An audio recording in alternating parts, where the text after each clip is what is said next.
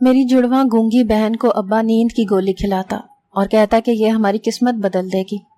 ایک رات میں نے بہن کو نیند کی گولی کھلا کر میں اس کی جگہ لیٹ گئی تو میری چیخیں نکل گئی جب ابا نے میرے ساتھ۔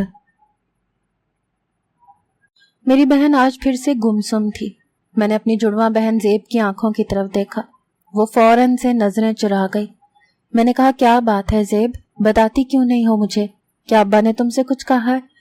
میری بات سن کر اس کے ہونٹوں سے ایک سسکی برآمد ہوئی تھی جس نے میرے دل کو دھچکا سا لگایا تھا۔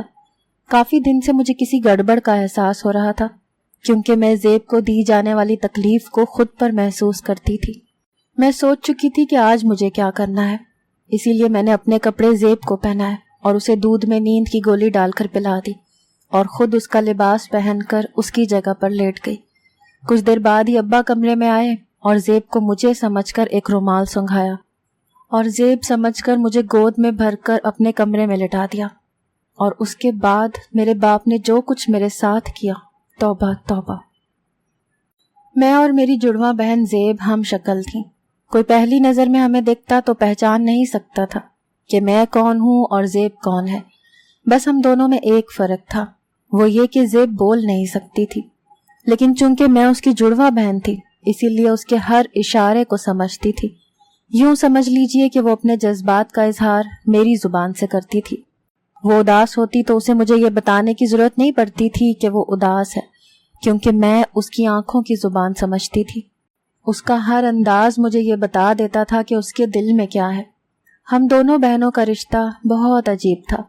اکثر یہ ہوتا کہ زیب کو چوٹ لگتی تو درد مجھے محسوس ہوتا، وہ روتی تو آنسو میری آنکھوں میں جھلملانے لگتے۔ اس کی کوئی خوشی اور غم مجھ سے پوشیدہ نہ تھا۔ اکثر یہ ہوتا کہ شرارت میں کرتی اور میرے حصے کی مار وہ کھا لیتی اور مجھے بچا لیتی۔ بچپن سے یہی ہوتا آیا تھا۔ ہم دونوں کی زندگی میں صرف خوشیاں تھیں، لیکن ہماری خوشیوں کو اس وقت نظر لگ گئی جب ہم دونوں بہنیں 10 سال کی ہوئیں تو ہمارے والد کا انتقال ہو گیا۔ وہ روڈ کراس کرتے ہوئے حادثے کا شکار ہو گئے۔ یہ وقت ہم پر بہت کڑا گزرا۔ میری والدہ یہ خبر سنتے ہی بے ہوش ہو گئیں۔ ہم دونوں بہنوں کا بھی رو رو کر برا حال تھا۔ وقت آخر گزر ہی جاتا ہے، جیسا بھی ہو، ہمارا بھی گزر ہی گیا تھا، لیکن میرے والد ہمارے گھر کے واحد کفیل تھے۔ ان کے انتقال کے بعد گھر پر فاقوں کی نوبت آ گئی تھی۔ میری ماں عدت میں تھی، لیکن جب گھر پر فاقے ہونے لگے تو میری والدہ نے اسی فیکٹری میں نوکری کر لی جہاں میرے والد ملازمت کرتے تھے۔ وہاں بچوں کی شرٹیں سلائی کی جاتی تھیں۔ میری والدہ کو سلائی آتی تھی، اسی لیے انہوں نے وہ سینی شروع کر دی، لیکن مسئلہ ہمارا ہو گیا تھا۔ ہم دونوں 10 سال کی تھیں، اکیلی گھر میں نہیں رہ سکتی تھیں۔ جب ہم دونوں اسکول سے واپس آتی تو گھر کے تالے کی چابی ہمارے پاس ہوتی تھی۔ ہم دونوں اتنی دیر تک ایک خوف میں ہی مبتلا رہتے تھے جب تک کہ امی واپس نہیں لوٹ آتی تھی۔ ہر آہٹ پر ہمیں خوف آنے لگتا تھا، لیکن ایک بار ہمارے ساتھ ایک ایسا واقعہ ہوا۔ ہمارے محلے میں ایک پاگل تھا، وہ اکثر گلیوں میں گھومتا رہتا تھا۔ ایک بار تو وہ دیوار پھلانگ کر ہمارے گھر آ گیا۔ اسے اپنے گھر کے اندر دیکھ کر ہم دونوں بہنوں کی تو جان ہی نکل گئی۔ وہ پاگل ہمیں بڑی عجیب سی نظروں سے دیکھ رہا تھا۔ ہم سمجھ نہیں پا رہی تھیں کہ کیا کریں۔ ہم دونوں میں زیب بہت ڈرپوک سی لڑکی تھی، میں کچھ بہادر تھی۔ پہلے تو میں نے چور چور چلانا شروع کر دیا، لیکن وہ پاگل جلدی سے ہمارے پاس آ گیا۔ ایک تیز دھار والا چاقو اس نے زیب کی گردن پر رکھ دیا۔ یہ دیکھ کر میری جان ہی نکل گئی تھی۔ میں نے کہا، چھوڑو میری بہن کو، لیکن وہ اونچی آواز میں ہنسنے لگا، کہنے لگا، اگر تو نے شور کیا تو میں تیری بہن کا گلا کاٹ دوں گا۔ اس پاگل شخص نے چاقو زیب کی گردن پر رکھ کر دبا دیا، جس سے زیب کے گلے سے خون رسنے لگا۔ یہ دیکھ کر تو میں دیوانی سی ہو گئی۔ میں اس کی طرف اس تیزی سے بھاگی کہ وہ سمجھ ہی نہیں پایا۔ میں نے اس کے ہاتھ پر بڑی زور سے کاٹنا شروع کر دیا۔ وہ جھٹ سے پیچھے ہٹا۔ میں نے کمرے میں موجود لوہے کا گلدان پکڑا اور سیدھا وار اس پاگل کے سر پر کیا۔ ساتھ ساتھ میں چور چور چلائے جا رہی تھی۔ اس پاگل نے زیب کو چھوڑ دیا، اس کا سر پھٹ چکا تھا، سر سے خون بہہ رہا تھا۔ وہ مجھے مغلیات بکنے لگا۔ اس سے پہلے کہ وہ ہم پر جوابی حملہ کرتا، ہمارے گھر کے دروازے کو دھکے سے کھول کر محلے دار ہمارے گھر آ گئے۔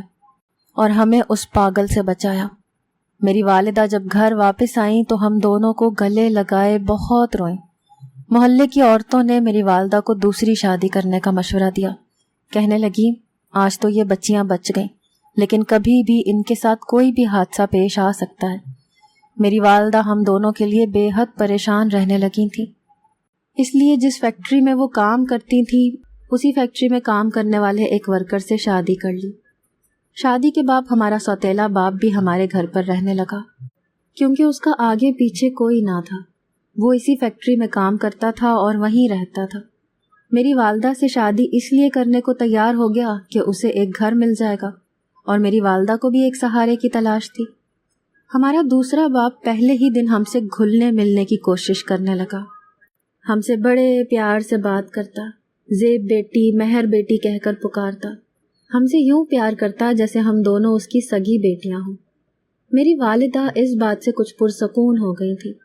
اب امی یہ کرتی کہ صبح 8 سے 12 بجے تک کی شفٹ فیکٹری میں وہ لگاتی، اور 12 سے شام 7 بجے تک ہمارا سوتیلا باپ شفٹ لگاتا۔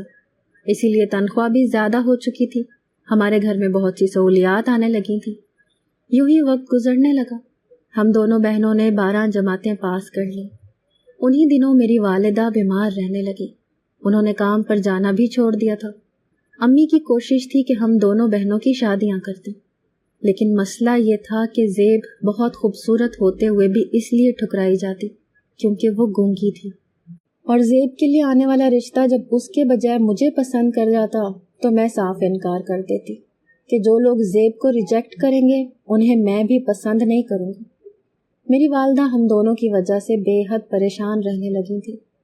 میرے ابا روز ایک کڑوا کھانسی کا شربت میری ماں کو پلاتے تھے، بجائے اس کر کے اسے پی کر میری ماں ٹھیک ہوتی، وہ اور زیادہ بیمار ہونے لگی تھی۔ ایک بار تو کھانسی کے ساتھ میری ماں کو خون کی الٹیاں ہونے لگی۔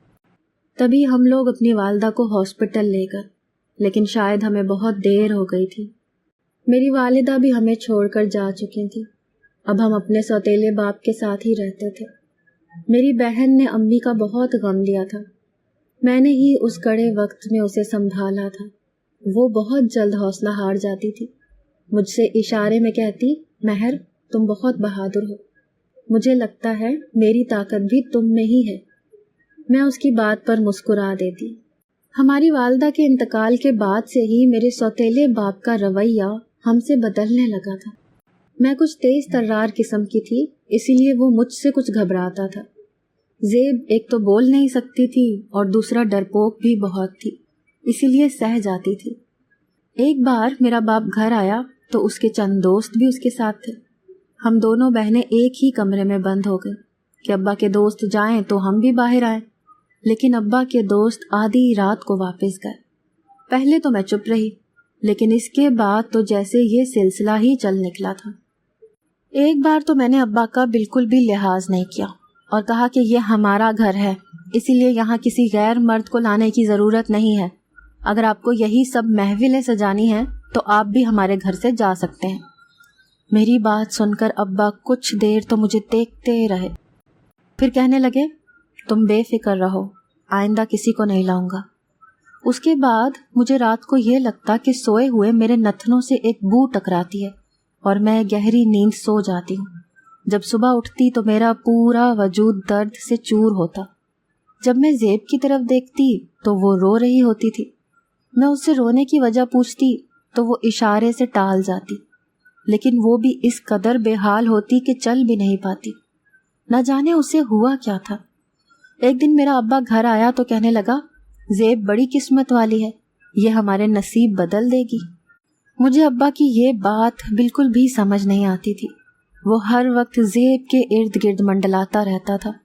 جب وہ کچن میں ہوتی تو ابا بہانے بہانے سے کچن میں جانے کی کوشش کرتا، اسے زو مانی باتیں کرتا۔ جب میں کچن میں آتی تو زیب رو رہی ہوتی۔ مجھے دیکھ کر ابا گھبرا کر کچن سے باہر نکل جاتا۔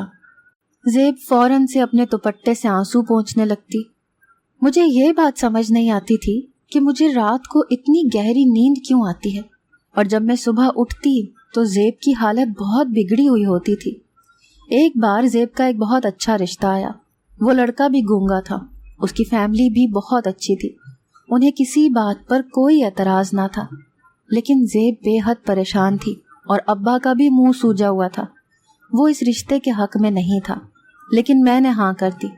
زیب مجھ سے اشارے سے کہنے لگی کہ میں اس کا رشتہ یہاں نہ کروں، وہ شادی نہیں کرنا چاہتی۔ میں نے کہا کیوں شادی نہیں کرنی؟ وہ لوگ اچھے ہیں، تمہیں کیوں اعتراض ہے؟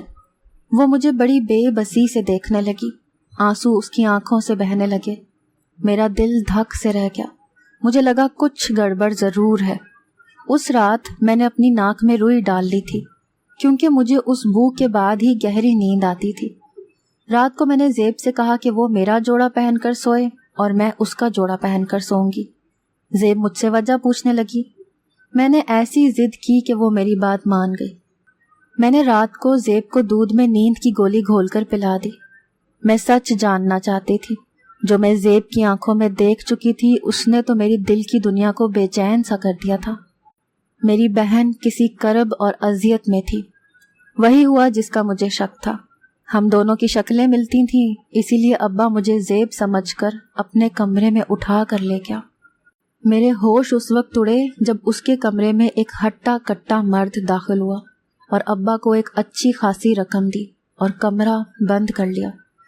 میرے ہاتھ میں اس وقت لال مرچیں مٹھی میں موجود تھیں۔ جیسے ہی وہ شخص میرے پاس آیا، میں اٹھ کر بیٹھی اور وہ لال مرچیں اس شخص کی آنکھوں میں ڈال دی۔ وہ وہیں پر چیخنے چلانے لگا۔ میرا باپ اس کمرے میں آیا تو مجھے دیکھ کر حیرت سے منہ کھولے دیکھنے لگا۔ میں نے ابا کا گریبان پکڑا اور اسے جھنجھوڑ کر رکھ دیا۔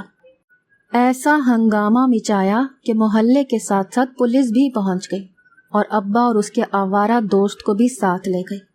میں نے زیب سے کہا کہ اس نے مجھے یہ سب کیوں نہیں بتایا، کیوں یہ ظلم سہتی رہی وہ رونے لگی، مجھ سے کہتی کہ ابا نے اس کے گونگے پن کا فائدہ اٹھایا اور وہ مجھ سے ڈرتا تھا کیونکہ میں شور مچا دیتی تھی۔ میں نے اپنی بہن کی شادی وہیں کر دی جہاں رشتہ طے کیا تھا، لیکن ساری سچائی بتا کر۔ وہ لوگ بہت اچھے تھے، انہوں نے کوئی اعتراض نہیں کیا تھا۔ جہاں برے لوگ ہوں وہاں اچھے بھی ضرور ہوتے ہیں۔